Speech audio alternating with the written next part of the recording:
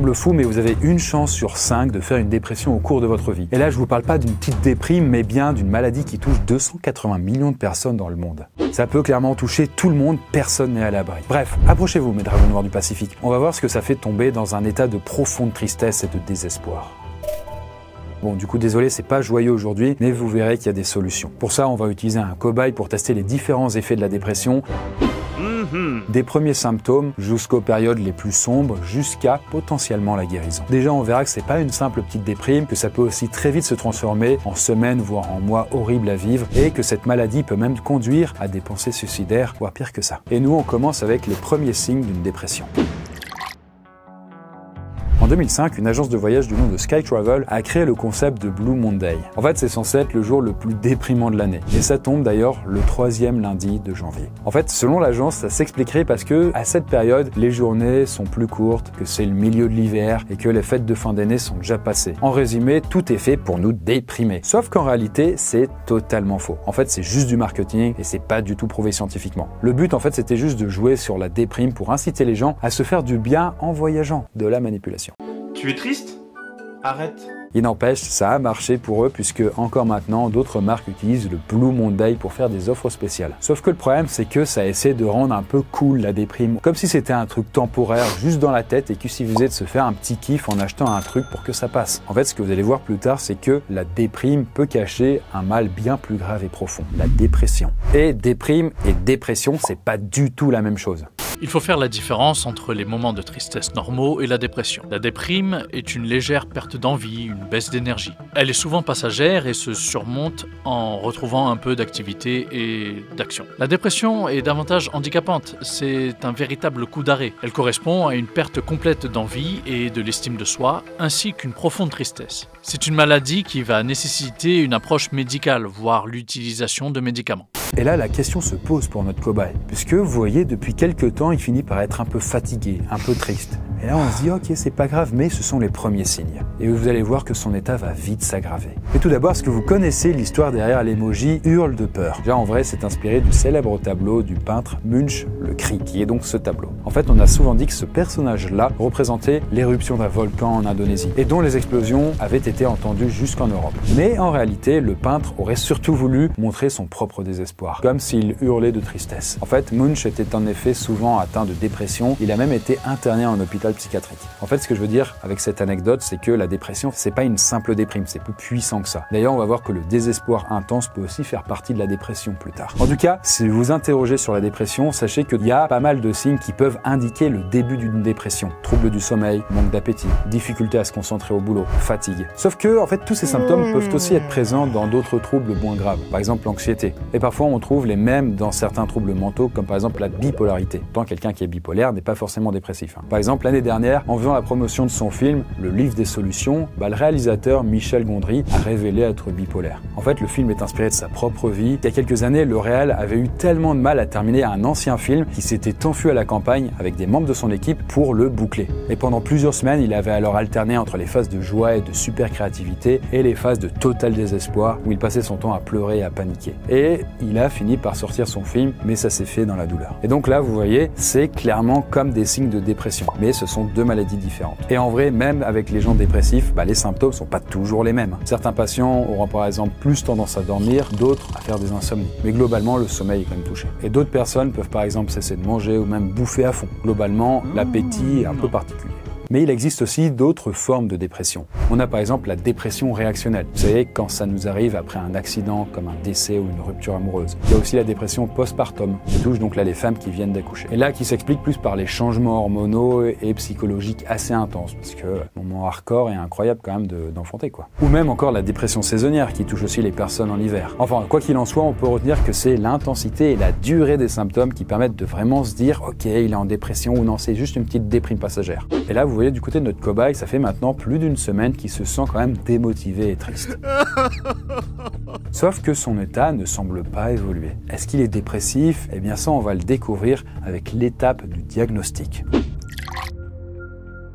Peut-être que vous l'avez vu, mais dans la vidéo intitulée Ma dépression, le youtubeur Mastur raconte sa dépression après le Covid. Et il décrit la pression qu'il a vécue pour créer du contenu à tout prix et gagner de l'argent, les commentaires haineux, la séparation avec son ex, la solitude, la pression de vivre que pour sa chaîne, bref, tous les trucs pas cool qui lui sont arrivés. Jusqu'au jour où il prend conscience qu'un truc n'allait vraiment pas. À ce moment-là, il s'en rendait compte qu'il avait les idées sombres, il n'arrivait pas à dormir, à se motiver même pour se lever. Et à la sortie de son morceau Déprime, il a même fondu en larmes sans pouvoir s'arrêter. Il avait alors décidé de réagir, de voir une psy qui l'a diagnostiqué dépressif. En fait, tout ça décrit bien les étapes qui peuvent mener à une dépression. Mais comme on l'a vu tout à l'heure, les symptômes peuvent varier selon les personnes. Ce que vous pouvez retenir, ce sont les signes souvent utilisés pour diagnostiquer une dépression. Une tristesse quasi permanente et intense, une forte angoisse, une perte de confiance en soi, une tendance à être super pessimiste, un fort sentiment de culpabilité, ne plus avoir envie de faire des activités quotidiennes, même quand elles sont cool, une grande fatigue physique et morale, voire même des pensées suicidaires. Ça fait quand même pas mal de points, quoi. Bref, on est clairement là quand même loin du petit coup de blues.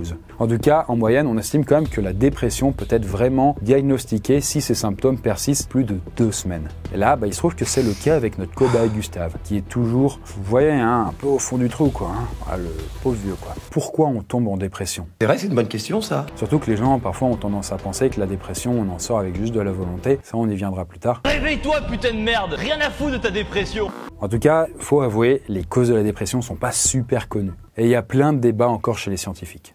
On fait une dépression car on a à la fois une vulnérabilité biologique et à la fois des moments de stress intense à un moment de sa vie. Il y a des facteurs explicatifs comme des traumatismes liés à l'enfance par exemple, puis à l'âge adulte, l'accumulation d'événements douloureux comme un divorce ou un deuil par exemple, qui peuvent être la goutte d'eau qui fait déborder le vase. Mais parfois, ça peut même être un événement heureux comme un mariage car c'est un facteur de stress. En fait, tout se passe au niveau de nos structures cérébrales chargées de réguler nos émotions. Quand il y a saturation d'émotions, c'est là qu'apparaît la dépression. D'ailleurs, certaines études ont même montré que la dépression pouvait être héréditaire. Tout simplement parce que les enfants de parents qui ont déjà fait des dépressions avaient souvent tendance à en faire eux aussi. En tout cas plus que d'autres gamins. Et d'ailleurs, d'autres études ont même montré qu'il pouvait y avoir un lien entre le microbiote intestinal et la dépression. Ça peut pas être bizarre, mais ils communiquent avec votre cerveau. Et donc, ils ont un effet sur notre humeur et donc peut-être aussi sur la dépression. En tout cas, vous le verrez plus tard, il y a des traitements qui existent contre la dépression. Par exemple, le footballeur Thierry Henry avait récemment raconté avoir vécu une dépression parce que lui, depuis petit, il souffrait du regard de son père qui le jugeait constamment. Il lui foutait tout le temps la pression pour qu'il soit le meilleur et il le critiquait sans arrêt. Et donc Thierry s'était mis en tête qu'il devait sans arrêt être le plus fort, jamais montrer de faiblesse et il a souffert de ça durant toute sa carrière. Mais il n'en parlait pas. Sauf que, en fait, pendant le Covid, il a été séparé de ses enfants et alors il s'était mis à pleurer tous les jours. Et là, il s'était mis à s'autoriser à ne plus être fort tout le temps. Ça lui a alors fait un choc, tout son passé lui a alors revenu à la figure et ça a déclenché une dépression. Vous êtes bien informé. Donc là, vous voyez en fait le mécanisme un peu sournois qui peut parfois provoquer une dépression. Là, même si à travers cette vidéo, vous pouvez avoir des pistes, sachez-le quand même, c'est quand même un médecin ou un psy qui peuvent vraiment faire un vrai diagnostic. D'ailleurs, au niveau du psy, on peut se baser notamment sur le célèbre DSM-5, qui est un bouquin qui répertorie tous les troubles mentaux, mais il y a aussi d'autres questionnaires de diagnostic. En tout cas, l'idée, c'est de voir si le patient coche les différentes cases des symptômes qu'on a vus tout à l'heure. Et là, avec notre cobaye, ça a l'air d'être un petit peu le cas, quoi. Et donc, la sentence tombe, son psy lui confirme bien qu'il est atteint de dépression. Et il se trouve qu'à partir de ce moment-là, des choses vraiment hard vont commencer pour lui. C'est ce qu'on va appeler la phase aiguë de la dépression qu'on va voir maintenant. Dans le film Mélancolia de Lars von Trier, l'actrice Kirsten Dunst joue une mariée désespérée. Alors qu'elle est censée être super heureuse le jour de son mariage, elle est en vrai super triste et n'arrête pas de chialer. En fait, pour elle, la cérémonie est une vraie catastrophe et en fait, tout le film se déroule dans un contexte de fin du monde. Et tout est fait d'ailleurs pour symboliser la phase aiguë de la dépression. Donc, c'est-à-dire quand la personne dépressive est au fond du trou. Sauf que le truc incroyable, c'est que pour incarner son personnage, eh bien, l'actrice s'est juste inspirée de sa propre dépression. En fait, elle avait mal vécu son passé d'enfant star et des ruptures amoureuses. Et en 2008, elle a même demandé à être internée en hôpital psychiatrique pour se faire soigner. Au final, elle a réussi à s'en sortir. Elle parle souvent de son expérience pour inciter les gens à bien se faire soigner. Ça arrive souvent qu'un déclic puisse faire réaliser aux personnes dépressives qu'elles sont malades et qu'il faut qu'elles se soignent. Et donc, la tristesse, le manque de motive, la fatigue sont si intenses que les personnes finissent par craquer et ne plus pouvoir rien faire. Pendant quelques semaines, quand j'étais au pire moment de la dépression, j'arrivais pas à me lever le matin et après j'arrivais même pas à me lever de la journée. Je m'étais donné pour objectif d'aller acheter une bouteille d'eau ou de lait dans un magasin en bas de chez moi qui fermait à 18h. Certains jours, j'y suis arrivée et d'autres pas. On se rend compte à quel point ça va loin quand au bout de quelques mois, on n'est même plus capable de comprendre une pub à la radio. Rien ne fait sens. Notre cerveau est malade, il ne marche pas bien. Et donc là, notre cobaye atteint donc ce stade et il est vraiment au bout du rouleau. En tout cas, dans certains cas, en fait, les personnes dépressives n'arrivent plus à faire des gestes du quotidien, comme se faire à manger ou même se doucher. En fait, à ce stade, il faut vraiment réaliser que la dépression a de vrais effets sur le corps et sur le cerveau. Tout tourne au ralenti et les proches ont du mal à comprendre cet état. Nous, on est un peu comme si on était dans la brume, quoi. Les déprimés ont vraiment beaucoup de mal à enclencher des actions, à se lever le matin. Quelque chose s'est cassé dans le cerveau du déprimé. Quelque chose s'est mis à dysfonctionner qui fait qu'il n'a plus d'élan vital. Donc c'est extrêmement compliqué pour lui de faire preuve de volonté. Le problème, c'est qu'il faut l'aider, l'accompagner, l'encourager à bouger sans la culpabiliser. Ce cocktail est parfois délicat pour l'entourage. Il est exaspérant d'entendre des raisonnements comme « un bon coup de pied aux fesses, ça lui ferait pas de mal », comme si la violence physique pouvait servir à quelque chose. C'est n'importe quoi. On est dans le déni de la souffrance d'autrui. En fait, il faut vraiment considérer la dépression comme une maladie et donc la soigner comme une maladie. C'est une maladie, la dépression. Et là, les deux solutions les plus courantes, c'est les médocs et la psychothérapie. Après, tout va dépendre de ce que pense le psy ou même le médecin. Et les médicaments les plus courants, ce sont bien sûr les antidépresseurs. Comme on l'a vu tout à l'heure, il y a certaines hormones dans le cerveau des personnes dépressives qui sont mal réglées. Et comme la dopamine, c'est l'hormone de la motivation, si vous n'en avez pas assez, potentiellement, vous pouvez être dépressif et donc du coup, petit problème par rapport à ça. Et donc, en prenant des antidépresseurs, ça va vous booster artificiellement ce qui vous manque. Le plus connu, par exemple, c'est le Prozac, qui agit par exemple sur la sérotonine, qui est une hormone qui permet de réguler notre humeur. Et là, c'est par exemple ce qui a été prescrit à notre cobaye. Après, on va voir que si globalement, c'est quand même efficace de prendre des antidépresseurs quand on est dépressif, il faut quand même bien gérer la prise de ces médocs parce que c'est complicado, comme on dit. Vous allez voir. Et il y a quand même des effets secondaires. Par exemple, si vous arrêtez trop vite les antidépresseurs, il peut y avoir des rechutes. Parfois, ça peut même avoir des conséquences encore plus graves. Et justement, parlons-en. Si vous ne le savez pas, en 2023, le chanteur Stromae a annulé l'ensemble de sa tournée de concerts prévue en Europe. Et il avait évoqué sa santé mentale qui n'était pas au beau fixe pour justifier l'annulation. Parce qu'il se trouve que quelques années avant, il était tombé en dépression et ça s'était aggravé après avoir pris des médocs contre le paludisme lors d'une tournée en Afrique. Et il se trouve qu'avant d'annuler sa tournée complète, il avait sorti le titre « L'Enfer » où il évoquait ses idées noires ou même ses pensées suicidaires. Et il avait alors fait le buzz en chantant cette chanson pour répondre à la présentatrice du JT de TF1 qui l'interrogeait sur sa dépression. Pour ceux qui l'ont pas vu, au moment où elle lui pose la question sur la dépression, au lieu de répondre normalement, il se met à chanter, ça fait un clip sur TF1 et du coup ça avait super bien marché. Sauf que quelques temps après, clairement, il fait ce qu'on appelle une rechute. Parce qu'en vérité, la dépression, elle peut souvent réapparaître même quand on croit qu'elle est finie. Et on estime que dans 80% des cas, une rechute est possible. C'est quand même très tendax. Et la rechute est notamment liée au bon suivi du traitement. Si vous prenez pas tout le temps les antidépresseurs, vous arrêtez parfois, vous pensez à aller mieux, c'est souvent dangereux. Et là, il se trouve que c'est exactement ce qui est arrivé à notre cobaye Gustave. En fait, si vous arrêtez trop vite les antidépresseurs, il y a des vrais risques de voir les symptômes réapparaître et de retomber au fond du trou, Le problème avec les rechutes, c'est que ça crée souvent un véritable sentiment de désespoir chez les personnes qui sont tombées dedans, Et elles ont le sentiment alors que jamais elles vont pouvoir guérir. Et souvent, ça va les amener à avoir des pensées suicidaires. Et ça, c'est ce qui était arrivé à Chester Bennington, qui était le chanteur du groupe Linkin Park. Parce que pendant plusieurs années, il a souffert d'addiction à la drogue et à l'alcool. Et tout ça parce qu'il n'arrivait pas à se guérir d'une longue dépression. Et donc, il utilisait en gros des pansements pour essayer d'oublier le problème de fond. Par exemple, il avait été super marqué par la mort de son ami, le chanteur Chris Cornell. Et Chester avait alors fini par se suicider. Peu de temps après, sa femme a diffusé une vidéo de lui en train de rigoler avec des enfants. Cette vidéo a été filmée en fait quelques heures avant sa mort. Et elle avait sous-titré cette vidéo « Voilà à quoi ressemble la dépression ». En fait, en faisant ça, elle voulait montrer aux gens que la dépression, c'est pas toujours visible et qu'il faut vraiment pas minimiser les conséquences. Alors déjà, la dépression, si vous le savez pas, c'est la première cause de suicide et la première cause de tentative de suicide.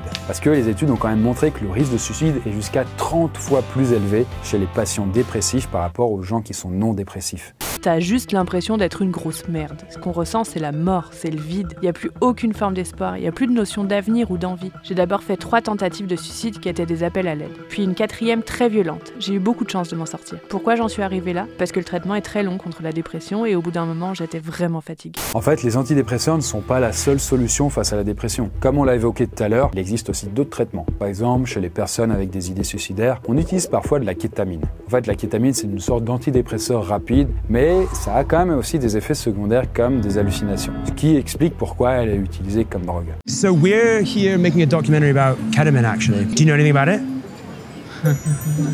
Et d'ailleurs, plus surprenant, on peut parfois aussi utiliser des électrochocs. Par exemple, dans le film Vol au-dessus d'un nid de coucou, il y a une scène où Jack Nicholson se prend des gros coups de jus dans le crâne. En fait, on lui balance de l'électricité dans son cerveau pour le guérir de sa folie. Mais ça existe en vrai. Ça existe vraiment d'ailleurs pour traiter des cas de grave dépression. Et là, rassurez-vous, on n'est pas dans l'image négative des films où on l'utilise pour transformer des fous en légumes. Et en fait, là, le principe, c'est de faire passer un courant électrique qui va un peu comme reset les zones du cerveau qui sont concernées par la dépression. Et là, vous vous dites, putain, mais c'est quand même barbare. Ah, pas tant que ça. Au bout de plusieurs séances, l'efficacité est de 95%. Donc c'est quand même très bien quoi. Et d'ailleurs, il existe des solutions encore plus surprenantes que les électrochocs. Au tout début de l'année, une étude américaine a montré que la danse était super efficace pour aider à traiter la dépression. En fait, ça avait été prouvé que l'activité physique pouvait aider à remonter le moral. Vous le savez quand même sans doute, quand on fait du sport, on produit de l'endorphine, qui est la fameuse hormone du bonheur. Et là, l'étude a montré que la danse, même au niveau amateur, où on galère un peu, eh bien ça avait des effets encore plus puissants que le yoga et la course à pied. Bref, il existe plein de solutions en vrai pour pouvoir guérir d'une dépression et pas juste les antidépresseurs qui ont quand même leurs effets négatifs. Car oui, évidemment, on peut guérir de la dépression et là, vous allez voir dans la dernière partie comment on peut vraiment y arriver. Alors déjà, si je vous disais que Mario Bros pouvait vous aider à guérir de la dépression, et là je parle bien donc du jeu vidéo, parce que en fait une équipe de chercheurs allemands a analysé les effets des jeux vidéo sur le cerveau. Et là ils ont séparé des patients dépressifs en 2 groupes. Un groupe devait jouer régulièrement à Mario sur Switch, et l'autre, non. Ils ont remarqué que le groupe qui jouait à Mario arrivait mieux à décrire leurs symptômes. Bizarrement, comme ils arrivent à progresser dans le jeu, ça a un effet rebond, et ça fait qu'ils arrivent à progresser mieux aussi dans leur vie. Après, jouer à Mario, du coup c'est juste une aide, c'est pas ça qui va faire qu'on guérit. Mais en tout cas, oui, on peut en guérir, notamment avec l'aide de professionnels, de ses amis ou même de sa famille. En fait, le risque dans la vraie vie, c'est que on se fasse une dépression chronique, c'est-à-dire que on est dans le bad, après on va un peu mieux, et puis hop, on retourne dans le bad, et etc., et ça en boucle et en boucle. Et le problème avec ça, c'est qu'on s'attaque pas aux causes réelles de la dépression. Et l'une des solutions pour vraiment en sortir pour de bon de cette foutue dépression, c'est de faire notamment appel à un psy. Selon moi, pour surmonter une dépression, une psychothérapie est indispensable. C'est un accompagnement global qui doit être adapté à l'état de santé dans lequel on est. Si on est très déprimé et qu'on n'est pas capable de se concentrer, on va être dans un accompagnement. Et par contre, quand ça va mieux, on va aider à avoir un regard sur son histoire personnelle, ou donner des techniques pour lutter contre des pensées négatives, ou pour voir les choses de manière plus positive. Et en fait, le plus souvent, pour aider les personnes dépressives, les psys utilisent ce qu'on appelle la thérapie cognitivo-comportementale. Et ça, c'est une thérapie assez courte durée, de quelques mois maximum, pas comme des trucs qui peuvent durer des années, quoi. Et là, le principe, c'est d'apprendre à gérer mieux ses émotions négatives et de les transformer en émotions positives. Et là, il se trouve que notre cobaye, on lui a recommandé ça et donc il suit un psy pour suivre une TCC. Après, je vais vous donner une autre technique. Attention, ça s'appelle la thérapie d'activation. Et là, l'idée, en fait, pour faire simple, c'est plutôt d'aider les patients à trouver des activités plaisantes qui leur font du bien. Par exemple, si vous pensez à Jim Carrey, dans la vie, il a longtemps souffert de dépression. Mais il a réussi à s'en sortir en acceptant de ne plus jouer le rôle qu'on voulait qu'il joue constamment. C'est-à-dire le mec un peu fou et un peu marrant. Et d'ailleurs, il avait déclaré au sujet de sa dépression: la dépression, c'est votre corps qui vous dit « Je ne veux plus être ce personnage. Je ne veux pas être retenu dans cet avatar que tu as créé dans ce monde. C'est trop pour moi. » Vous devriez penser au mot « déprime » comme « repos profond ». Votre corps a besoin d'être déprimé. Il a besoin de repos profond dû au personnage que vous avez essayé de jouer. Sa citation a même été reprise par la chanteuse Ariana Grande sur Twitter, qui essayait elle-même d'expliquer sa dépression. Et Jim Carrey lui a répondu d'ailleurs en lui apportant son soutien. En tout cas, l'anecdote montre 2 choses. C'est parfois difficile de percevoir les signes de dépression chez quelqu'un, et surtout, c'est important de pouvoir accepter et parler de sa dépression pour commencer à aller mieux. Et donc, petit à petit, notre cobaye, Gustave, se confie ainsi à sa copine, Gustine. Et ça aide du coup de se sentir écouté et soutenu. Par exemple, dans son bouquin, La prochaine fois que tu mordras la poussière, l'humoriste Panayotis Pasco parle de sa dépression. Et il parle de sa relation difficile avec son père. qui l'a forcé à toujours être un homme fort. Un peu comme le footballeur Thierry Henry. Et donc du coup de mettre aussi de côté ses émotions. Et d'ailleurs il a eu du mal pendant très longtemps à accepter son homosexualité. Et tout ça l'a même amené à tenter de se suicider en se jetant d'un balcon quand il avait 18 ans. En tout cas depuis il est suivi par un psy et il a fait un travail sur lui pour mieux comprendre sa dépression. Et en écrivant ce livre, il a même été touché de voir que les gens se reconnaissaient dans son histoire. Et il a d'ailleurs dit qu'il était content de pouvoir sensibiliser les gens sur ce sujet. Et en fait, la guérison d'une dépression peut être longue et les solutions sont différentes selon les personnes. Donc quand même un truc en tête, il existe des solutions. D'ailleurs, si vous-même, à travers cette vidéo, peut-être que du coup ça vous fait prendre conscience de certaines choses, que vous sentez que ça ne va pas, que vous avez les idées noires, vous pouvez appeler le 3114. C'est un numéro officiel national gratuit. Il y a des spécialistes qui pourront vous aider et vous conseiller. Et puis bien sûr, vous pouvez aussi en parler à vos amis, votre famille ou même votre médecin traitant pour vous apporter un soutien. Et bien voilà que notre expérience touche enfin à sa fin. Là, Gustave est vraiment sorti de son trou et on espère bien qu'il ne va pas y retourner. En tout cas, j'espère que la vidéo vous a plu et que vous aurez appris des choses sur cette maladie qu'est la dépression. D'ailleurs, n'hésitez pas à checker les autres vidéos qu'on a fait sur le thème de la santé mentale. Et d'ici là, prenez soin de vous, c'est important et on se dit, nous, à la prochaine vidéo. Bye.